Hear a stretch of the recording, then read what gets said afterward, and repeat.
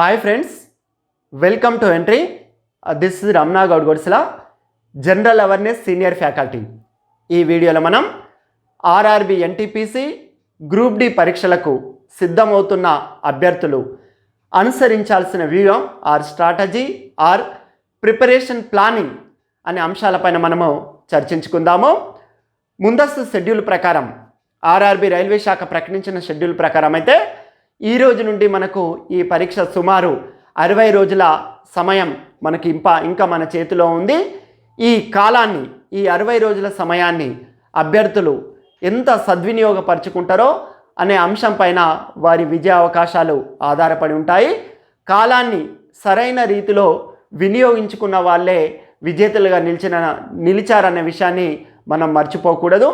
మరి ఈ RRB NTPC group D పరీక్షలకు సిద్ధమవుతున్న అభ్యర్థులు ప్రస్తుతం ఒక 2 అంశాలపైన ప్రధానంగా దృష్టి పెట్టాలి. ఒకటి time table or time management, రెండవది ప్రిపరేషన్ స్ట్రాటజీ.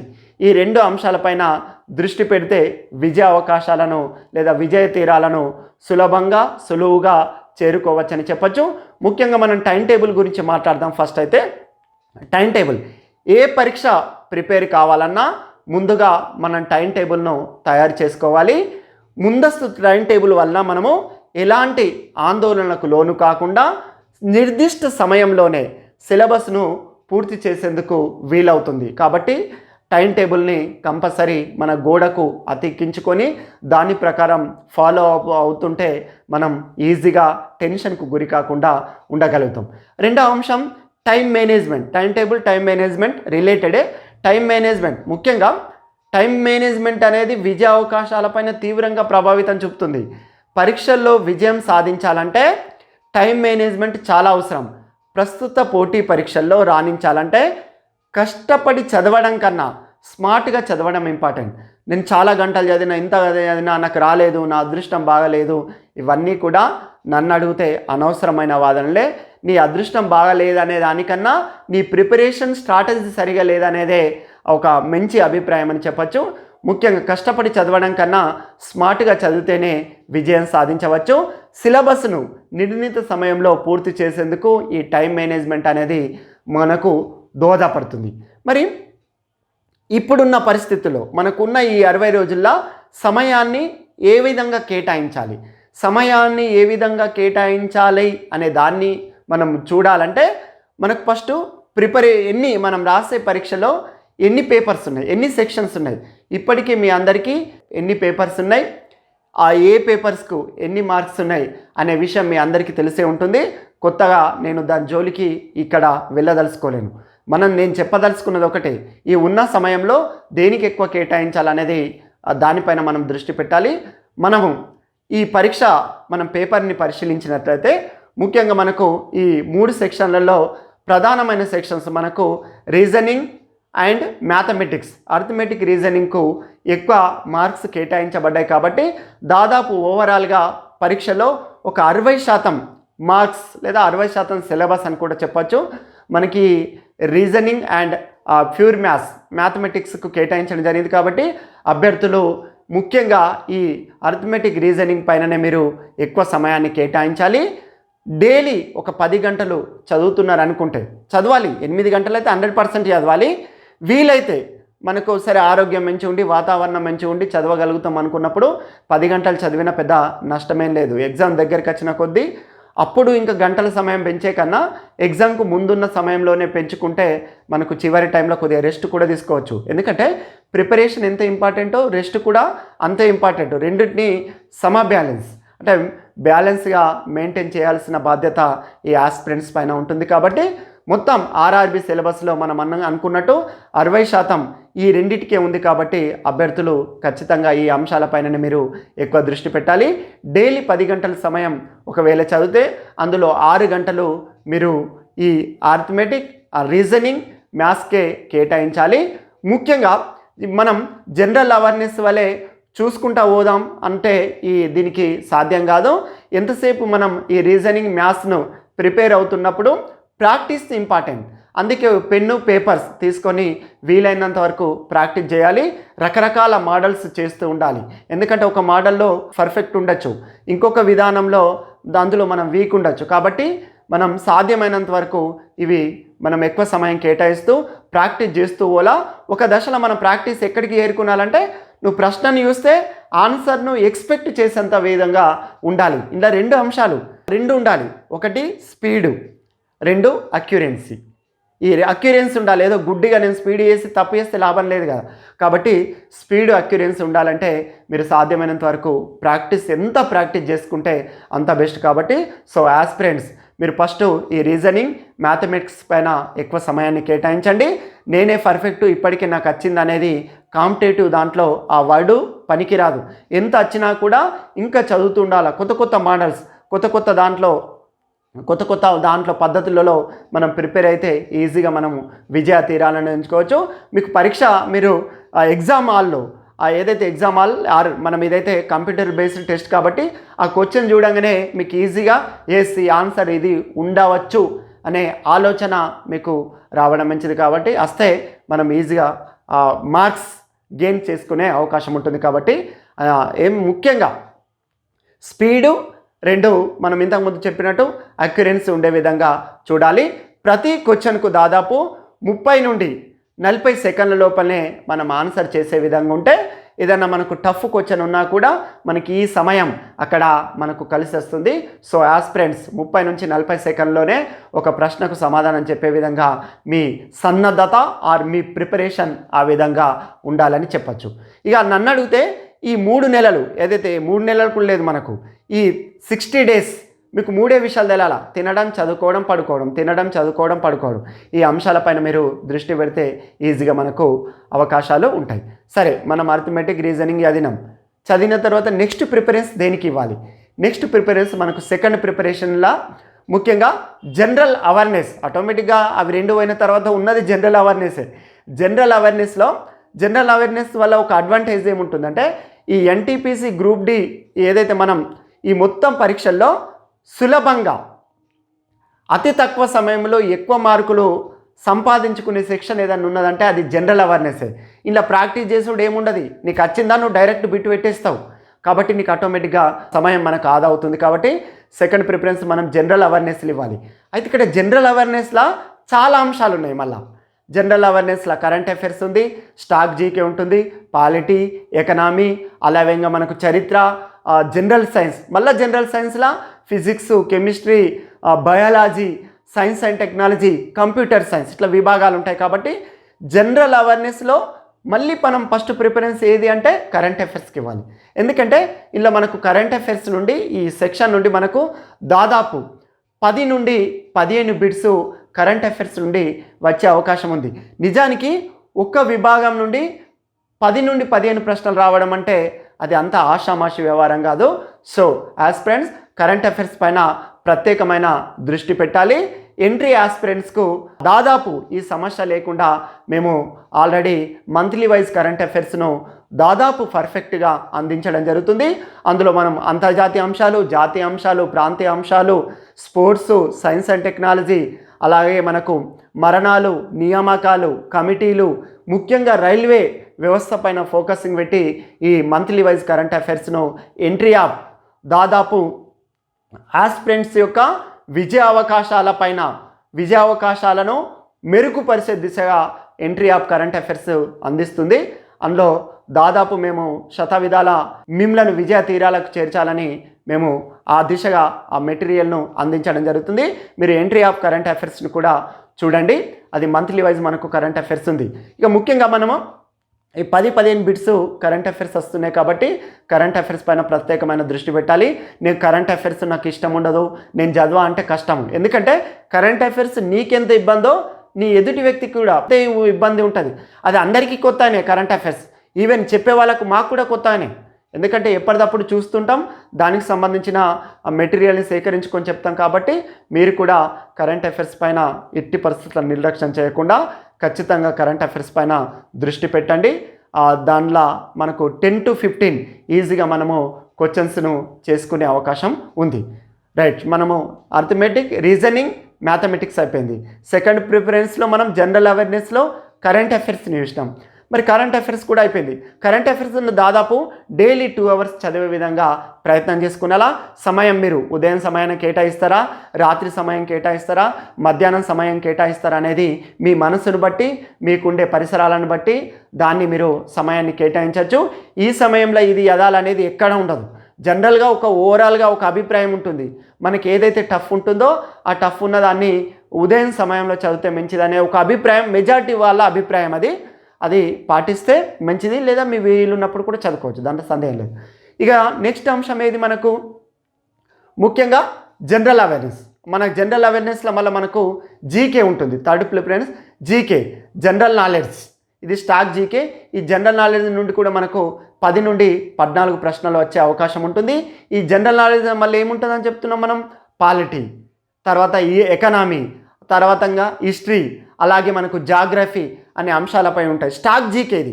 ఫర్ ఎగ్జాంపుల్ పాలిటీలా నేను కొన్ని క్వశ్చన్స్ కూడా చెప్తాను మీకు. పాలిటీ ఏం అడగచ్చు, రాజ్యాంగం ఇప్పటి నుండి అమల్లోకి వచ్చింది, అటువంటి క్వశ్చన్స్ అడగచ్చు. లేదా స్థానిక సంస్థల పితామహుడు ఎవరని అడగచ్చు, లార్డ్ రిప్పన్. అంటే నేను ఇక్కడ ఎగ్జాంపుల్ చెప్తున్నా. ఐక్యరాజ్యసమితి ప్రధాన కార్యాలయం ఎక్కడ కలదని అడగచ్చు. అదే ఐక్యరాజ్యసమితిలో ప్రస్తుత సభ్య దేశాలు ఎన్ని ఉన్నాయి, ఇటువంటి అంశాలపైన లేదా ఆర్టికల్స్ పైన కూడా అడగడానికి అవకాశాలు. ఇవన్నీ స్టాక్ జీకే. ఐక్యరాజ్యసమితి ప్రధాన కార్యాలయం ఈరోజు కాదు, అది స్థాపించిన నాటి నుంచి కూడా ఉంటుంది. కాబట్టి వాటి పాలిటీ. ఫర్ ఎగ్జాంపుల్ ఎకనామీ తీసుకుందాం. ఎకనామీ తీసుకుంటే మనకు ఎస్బీఐ పూర్వనామం ఏదంటాడు, అది ఇంపీరియల్ బ్యాంక్ ఆఫ్ ఇండియా. లేకుంటే మనకు ఆర్బీఐ మొదటి గవర్నర్ ఎవరంటారు, O B Smith, sir Osborne Smith. For example చెప్తున్నాను. ఎకనామీలు ఇవన్నీ కూడా మనకు జీకే బిట్స్. అలాగే మనం హిస్టరీ తీసుకుందాం, చరిత్ర. పల్లవుల నాటి అంటే పల్లవుల కాలం నాటి విద్యా సంస్థలకు ఏమని పేరు అని అడగచ్చు, ఘటికలు. అలాగే మనకు రైత్వారీ విధానాన్ని ప్రవేశపెట్టింది ఎవరు అనవచ్చు, సర్ థామస్ మన్రో. అంటే జనరల్గా చెప్తున్నా, ఇటువంటి క్వశ్చన్స్ అడిగే అవకాశం ఉంటుంది. జాగ్రఫీని తీసుకుందాం. పశ్చిమ కనుమల్లో ఎత్తైన శిఖరం ఏదని అడగచ్చు, అనైముడి. లేకుంటే భారతదేశంలో అత్యంత పొడవైన జాతీయ రహదారి ఏదని అడగచ్చు, అది NH-44. ఇప్పుడైతే గతంలో NH-7 అనేవాళ్ళం, నేషనల్ హైవే 7. ఇప్పుడు 44 అంటున్నాం. Kashi to Kanyakumari, Varanasi to Kanyakumari for example. అదేవిధంగా దేశ విస్తీర్ణంలో అధికంగా విస్తరించి ఉన్న నేలలేవి అని అడగచ్చు, మృత్తికలు, ఎర్ర మృత్తికలు. అంటే ఫర్ ఎగ్జాంపుల్ ఇటువంటి క్వశ్చన్స్ అడిగే అవకాశం ఉంటుంది. కాబట్టి ఆస్పిరెంట్స్ ఈ జీకే జనరల్ అవేర్నెస్ పార్ట్ని కూడా మనము దృష్టి పెట్టాలి. వీటితో పాటు మనకు జీకేలు ఏమొస్తాయి, క్రీడలలో రకరకాలు ఉన్నాయి. ఒక్కోసారి సంతోష్ ట్రోఫీ ఏ క్రీడకు సంబంధించింది అంటాడు, డ్యూరాండ్ కప్ ఏ క్రీడకు సంబంధించింది అంటాడు, ఫుట్బాల్ ఫర్ ఎగ్జాంపుల్ చెప్తున్నాను నేను, ఆప్మెన్ కప్ హాకీ దేనికి సంబంధించి, లేదా దేవేదర్ ట్రోఫీ, ఇరానీ ట్రోఫీ ఏ క్రీడకు సంబంధించింది అంటారు, క్రికెట్. ఎగ్జామినర్ కూడా తెలుసు క్రికెట్కి సంబంధించిన అన్ని విషయాలు అందరికీ తెలుస్తాయని. అటువంటప్పుడు టేబుల్ టెన్నిసో లేకుంటే రెజ్లింగో, నాకౌట్ అనే పదం ఏ క్రీడకు సంబంధించి ఇటువంటి అడుగుతాడు. క్రీడలు కావచ్చు, నాట్యాలు, గిరిజన తెగలు, అదేవిధంగా ఇట్లా చాలా ఉంటాయి. యునెస్కో చేత గుర్తింపబడిన సాంస్కృతిక కట్టడాలు కావచ్చు, దేశ పార్లమెంట్లు కావచ్చు, అంతర్జాతీయ సంస్థలు కావచ్చు, శాస్త్రవేత్తలు వారి ఆవిష్కరణలు కావచ్చు, స్వతంత్ర సమరయోధుల రచనలు కావచ్చు, ముఖ్యమైన దినోత్సవాలు డేట్స్ కావచ్చు, కమిటీలు కమిషన్లు కావచ్చు, దేశ రక్షణ, సమాచార, రైల్వే వ్యవస్థ, రకరకాలైన అంశాలు ఉన్నాయి. ప్రతిదీ కూడా మనకు జనరల్ నాలెడ్జ్ పార్ట్లో వస్తుంది. కాబట్టి జనరల్ నాలెడ్జ్ని కూడా మీరు ఏమాత్రం అశ్రద్ధ చేయకుండా వీలైనంత వరకు వీలైతే డైలీ ఒక టాపిక్. ఈరోజు దేశాలు రాజధానులు, నెక్స్ట్ వివిధ దేశాల కరెన్సీలు, నెక్స్ట్ ఐక్యరాజ్యసమితి, తర్వాత అంతర్జాతీయ సంస్థల ప్రధాన కార్యాలయాలు, వాటి స్థాపన ఇప్పుడు స్థాపించబడ్డది. యునైటెడ్ నేషన్స్ ఎన్విరాన్మెంటల్ ప్రోగ్రామ్ ప్రధాన కార్యాలయం ఎక్కడ కలదని అడగచ్చు, Nairobi. United National Development Programme ప్రధాన కార్యాలయం ఎక్కడ కలదని అడగచ్చు. WHO ప్రధాన కార్యాలయం ఎక్కడ కలగచ్చు, వరల్డ్ హెల్త్ ప్రపంచ ఆరోగ్య సంస్థ జెనీవా. ఇటువంటి అడగడానికి స్కోప్ ఉంది.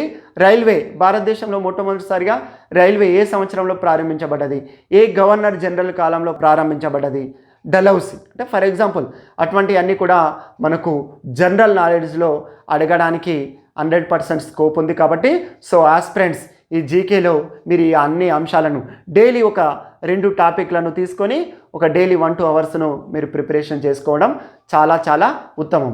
ఇది అయిపోయింది. సరే, మనం రీజనింగ్ చదివినాం, మ్యాథ్స్ చదివినాం, కరెంట్ అఫైర్స్ చదివినాం, జనరల్ అవేర్నెస్లో జీకే చదివినాం. జనరల్ అవేర్నెస్లో మనకు సైన్స్ ఉంటుంది, జనరల్ సైన్స్. ఇందులో మనకు physics, chemistry, bio science, computer science, ఒక బిట్టు ఎన్ని బైట్లకు సమానం అటువంటివి అడుగుతాడు. అదేవిధంగా మనకు ఫర్ ఎగ్జాంపుల్ ఫిజిక్స్ తీసుకుందాం. ఫిజిక్స్ కానీ కెమిస్ట్రీ కానీ, లేకుంటే రాకెట్ పనిచేయు సూత్రం ఏది అంటాడు, ద్రవ్యరాశి నిత్యత్వ నియమం ఏదో అట్లా. లేకుంటే కెమిస్ట్రీ రిఫ్రిజిరేటర్లో లేదా ఫ్రిడ్జ్లో ఉపయోగించే ద్రావణం ఏదంటాడు, అమోనియం ద్రావణం. అలాగే మనకు రకరకాల బిట్స్ ఉంటాయి. కెమిస్ట్రీ అయితే రసాయనికంగా మనము చక్కెరను ఏమని పిలుస్తాము, సుక్రోజ్. అదేవిధంగా బయోసైన్స్ అయితే విటమిన్స్, కొవ్వులలో కరిగే విటమిన్ లేదంటాడు. కొవ్వులలో కరిగే విటమిన్ లేది ఏడీఈకే కొవ్వులలో కరిగినాయి అనుకో, మిగిలినవన్నీ ఆటోమేటిక్గా ఎలా కరుగుతాయి, నీటిలో కరుగుతాయి. వీళ్ళకుంటే B6 రసాయన నామం ఏదంటాడు, లేదా B12 రసాయన నామం ఏదంటాడు. ఇటువంటి అడగడానికి ఛాన్సెస్ ఉంది. లేదా ఆకుకూరల్లో అధికంగా దొరికేది ఏదంటాడు, లేదా సి విటమిన్ అధికంగా లభించే పండు ఏదంటాడు, లేదా ఎందులో లభిస్తుంది అంటాడు. సి విటమిన్ లోపించడం వల్ల కలిగే వ్యాధి ఏదంటాడు, స్కర్వీ. జనరల్గా చెప్తున్నాను. ఇటువంటి అన్నీ కూడా మనకు బయోసైన్స్ నుండి రావడానికి అవకాశాలు ఉన్నాయి. అదే మన ఇంకా మిగిలిందేంది మనకు science and technology. Science and technology భారతదేశం ప్రయోగించబడిన మొట్టమొదటి ఉపగ్రహం ఏదంటాడు, అది మనందరికీ తెలుసు, ఆర్యభట్ట 1975 ఏప్రిల్ 19న. ఇటువంటివి కూడా మనకు సైన్స్ అండ్ టెక్నాలజీ నుండి రావడం జరుగుతుంది. కాబట్టి ఇస్రో ప్రధాన కార్యాలయం ఎక్కడ కలదంటాడు, ఇండియన్ స్పేస్ రీసెర్చ్ ఆర్గనైజేషన్. భారత అంతరిక్ష పరిశోధన సంస్థ ప్రధాన కార్యాలయం ఎక్కడ కలదంటాడు, అది మనకు బెంగళూరు. అందుకే భారత్ను వైమానిక రాజధాని, అంతరిక్ష రాజధాని అని కూడా అంటారు. అంతరిక్ష రాజధాని, స్పేస్ క్యాపిటల్ ఆఫ్ ఇండియా అని దేన్ని అంటారంటే బెంగళూరును. వైమానిక రాజధాని అని కూడా బెంగళూరును అంటారు, అది వేరే science. Silicon valley of India అంటారు, గార్డెన్ సిటీ ఆఫ్ ఇండియా అంటారు. కాపీ బోర్డు ప్రధాన కార్యాలయం ఉంది, చిన్నస్వామి స్టేడియం. ఇట్లా ఇవన్నీ ఉంటాయి, రిలేటెడ్ ఉంటాయి. కాబట్టి ఇవన్నీ అడగడానికి మనకు స్కోప్ ఉంది. కాబట్టి ఆస్పిరెంట్స్ ఆ అంశాలపైన కూడా మీరు ఖచ్చితంగా దృష్టి పెట్టాల్సిన అవసరం ఎంతైనా ఉంది. మనకు అది అయిపోయింది. సరే, ఏమైపోయింది, రీజనింగ్ చదివినాం, మ్యాథమెటిక్స్ చదివినాం, అలాగే కరెంట్ అఫైర్స్ చదివినాం, జనరల్ అవేర్నెస్లో జీకే చదివినాం, జనరల్ సైన్స్ చదివినాం.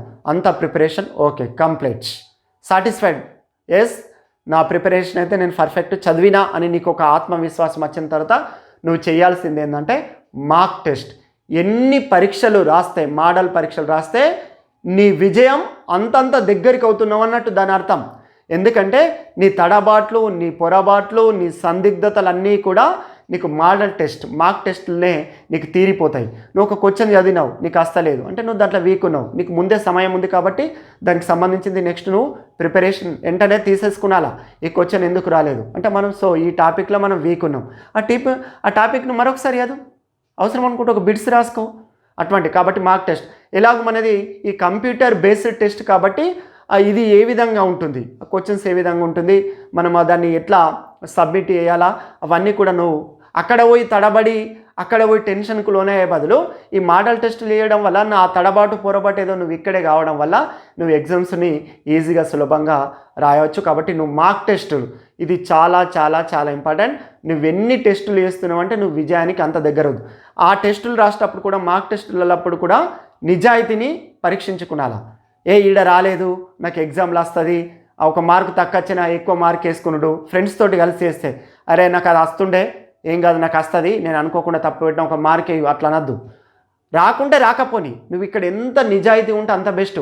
నువ్వు ఇంట్లో అదృష్టాన్ని పరీక్షించుకున్నాలని నువ్వు చూస్తున్నావంటే నువ్వు విజేతగా నిలబడడానికి నువ్వు దూరం అవుతున్నట్టే. తక్కువ రాని నష్టమేముంది, తక్కువ వస్తే నువ్వు ప్రిపరేషన్ అవుతావు ఇంకా దానిలో. కాబట్టి అదృష్టాన్ని పరీక్షించుకోకుండా నిజాయితీగా మనము ఫ్రెండ్స్ తోటి కలిసి చేసుకుంటే మోడల్ పేపర్స్ ఒక పేపర్ మీద ఒకరి ఆన్సర్ ఒకరు కనిపించకుండా మొత్తం మోడల్ పేపర్ మొత్తం అయిపోయిన తర్వాత ఇద్దరి ఒకసారి రిజల్ట్ చూసుకుంటే మనకు ఏర్పడుతుంది ఎన్ల వీక్ ఉన్నాం ఎన్ల లేము ఇవన్నీ కూడా. కాబట్టి మార్క్ టెస్టులు మీరు సాధ్యమైనంత వరకు ఎన్ని చేస్తే అంత బెస్ట్.